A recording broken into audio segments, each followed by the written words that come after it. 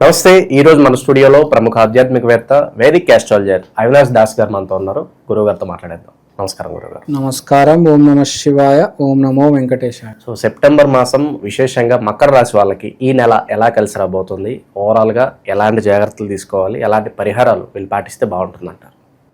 మకర రాశి సెప్టెంబర్ నెల గురువు వీళ్ళకి మెల్లిగా 7వ ఇంట్లోకి రాబోతున్నాడు. 7వ ఇల్లు అంటే వీళ్ళకి అదృష్టం ఎక్కడ ఉంది, కానీ 9వ ఇంట్లో వీళ్ళకి అమావాస్య పవర్ ల్యాండ్ అవుతుంది. సో 7వ ఇల్లు సపోర్ట్ ఉన్న 9th హౌస్ వీళ్ళకి ప్రాబ్లం క్రియేట్ చేయవచ్చు. అంటే ఒక పక్క వచ్చినా ఒక పక్క వెళ్ళిపోతుంది. అంటే చాలామంది ఏం చేస్తారంటే బాగా కష్టపడతారు, అలా డబ్బులు వస్తాయి, ఇంట్లో ఏదో జరుగుతుంది, మొత్తం మళ్ళీ ఇంకో చోట కట్టేస్తారు. చాలామందికి జరుగుతుంది, అది చూస్తుంటాను. ఒక్కలు కాదు, కోకలలు. అలా డబ్బులు వస్తాయి, అలా హాస్పిటల్కి డబ్బులు అన్నీ అయిపోతాయి. ఆడు పొద్దున్న నుంచి సాయంత్రం దాకా చాయ్ బండి నడుపుతాడు. కింద మీద కష్టపడి నెలకి 1,00,000 రూపాయలు తీసుకొచ్చాడు. ఇంట్లో వాళ్ళకి ఏదో అవుతుంది, వెళ్ళి హాస్పిటల్ 60,000-70,000 కట్టేస్తాడు, అయిపోయింది. మిగిలినంత 30. ఆ నెలంతా కష్టపడింది ఎందుకు? ఆడ హాస్పిటల్లో కడుతుంది ఎందుకు? అసలు ఏం జరుగుతుంది అసలు అర్థమే కాదు.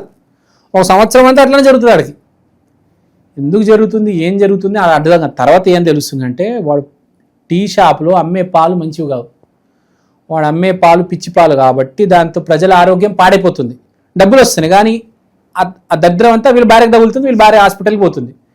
వీడు చేసే దరిద్రానికి వీళ్ళ భార్య అనుభవిస్తుంది. అంటే మన కర్మతో మన ఫ్యామిలీ ముడిపడి ఉన్నది అని.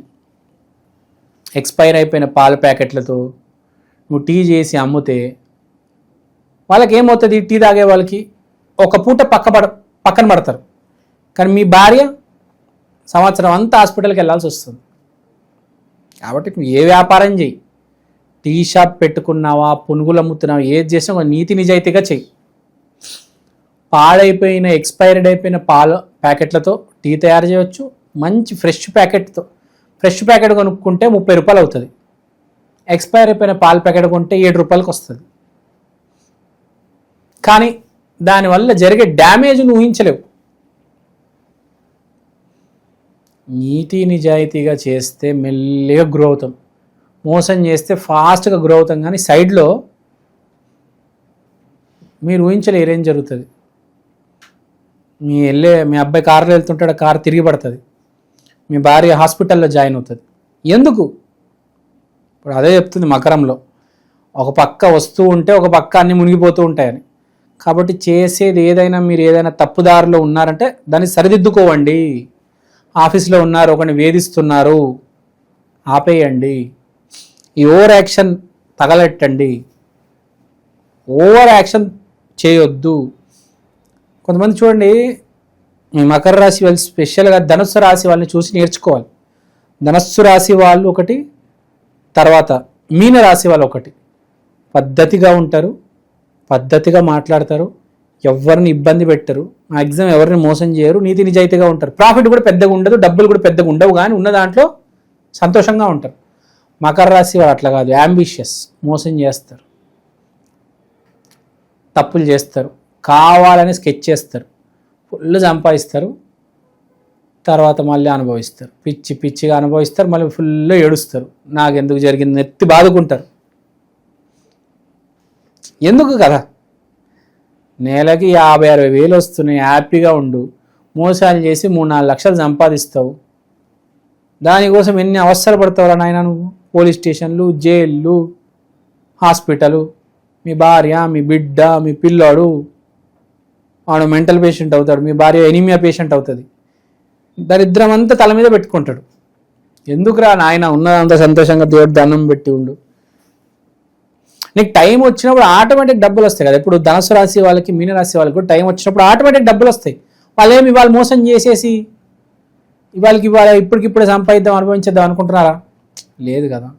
సో మకర రాశి వాడు కొంచెం తప్పుదారిలో ఉంటే సరిదిద్దుకో. నీతి నిజాయితీ ధర్మం ఆ మార్గంలో నడవడానికి చాలా దమ్ము ధైర్యం కావాలి. అంత ఈజీగా నడవలేరు వీళ్ళు. తప్పుదారి వేస్తారు, తప్పుదారిలో అడుగు వేస్తారు వీళ్ళు. కూడా మకర రాశి చెప్పేది ఎప్పుడు మనం దారిలో ఉన్నామా లేదా అనేది చెక్ చేసుకోవాలి. వీళ్ళు ఓన్లీ డబ్బు డబ్బు డబ్బు అనుకుంటారు. డబ్బు డబ్బు కాదు, నీతి. ఆ రూట్లో ఉండాలి నువ్వు, అప్పుడే డబ్బు అనేది నుంచుంటుంది. లేకపోతే వచ్చేస్తుంది మళ్ళీ మునిగిపోతుంది. సో మకర రాశి తస్మాత్ జాగ్రత్త, ఓవర్ యాక్షన్ చేయొద్దు ఈ నెలలో.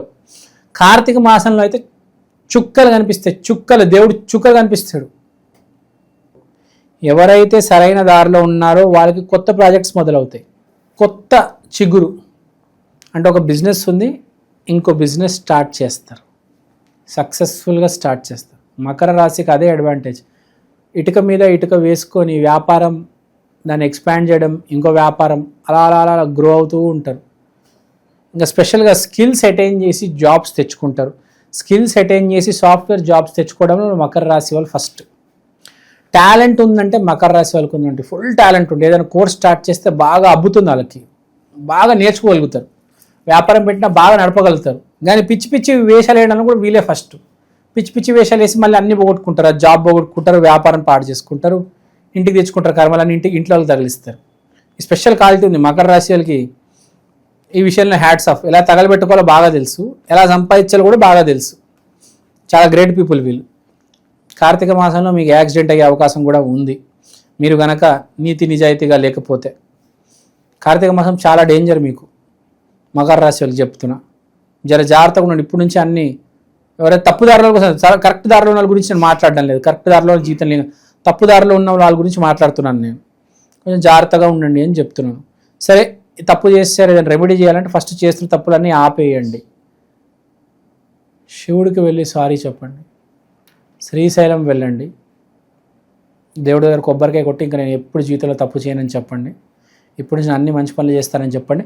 వేరే వాడిని తక్కువ చేసి అస్సలు చూడొద్దు మకర రాశి వాళ్ళు. వేరే వాళ్ళని బెండ్ చేసి వీళ్ళు సునకానందం పొందుతూ ఉంటారు, అది తగ్గించాలి. కార్తీక మాసం చాలా బ్యాడ్ జరుగుతుంది, రెడీగా ఉండండి. మీరు ఎక్కువ ఓవర్ యాక్షన్ చేస్తే. అది మకర రాశి వాళ్ళు శ్రీశైలం వెళ్ళండి ఫస్ట్. ఏదైనా మీకు ఇంట్లో వాళ్ళు బాగా హాస్పిటల్కి వెళ్తున్నారు, మీ పిల్లాడు సరిగ్గా ఉండడం లేదు, డిప్రెషన్లో ఉంటున్నాడు, మీకు ఏదో ఒకటి యాక్సిడెంట్ అయింది, మీకు కూడా బాగాలేదు, ఫ్యామిలీ మొత్తం అస్తవ్యస్తం. కొంతమంది ఉంటారు ఫ్యామిలీ మొత్తం అస్తవ్యస్తంగా ఉంటుంది, చాలామంది ఉంటారు యాక్చువల్గా ఫ్యామిలీ మొత్తం అసలు ఎవ్వడు దారిలో ఉంటాడు ఫ్యామిలీలో.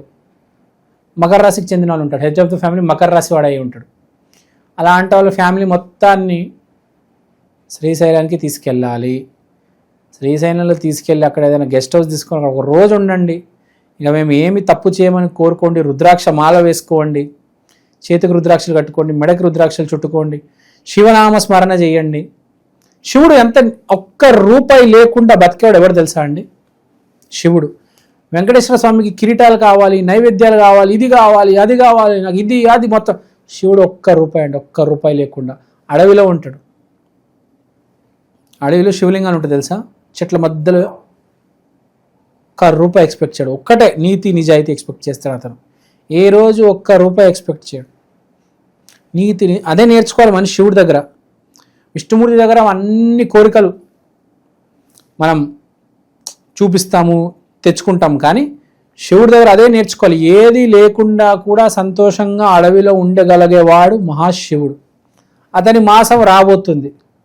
ఈ మాసంలో మీరు కనుక ఓవర్ యాక్షన్ చేస్తే డొక్కా పగులుద్ది, చాట చిరుగుద్ది. కార్తీక మాసం భూమి మీద ఒక్కొక్కడికి చుక్కలు చూపిస్తుంది. ఇప్పుడే టైం ఉంది, మారండి, లేకపోతే ఈసారి ప్రళయం వస్తుంది. ఎందుకంటే 2025 మొత్తం కలిపితే 9, దాంతోపాటు కార్తీక మాసం కడిగిపడేస్తుంది మిమ్మల్ని. టైం ఉంది, మారిపోండి చెప్తున్నా. దరిద్రులకు చెప్తున్నా, మంచి మార్గంలో ఉన్న వాళ్ళకి ఎప్పుడు ఏం కాదు, దేవుడి దయ ఎప్పుడూ ఉంటుంది. అది కల్తీ చేసిన వాళ్ళకి మాత్రం చుక్కలు కనిపిస్తాయి సార్, రెడీగా ఉండండి అని చెప్తున్నా. ఓవరాల్గా మకర రాశి వారి పరిస్థితి ఈ మాసం ఏ విధంగా ఉండబోతుంది, ఎలాంటి జాగ్రత్తలు తీసుకోవాలి, చాలా బాగా వివరించారు. ధన్యవాదాలు. ధన్యవాదాలు. జై శ్రీరామ్. ఓం నమః శివాయ.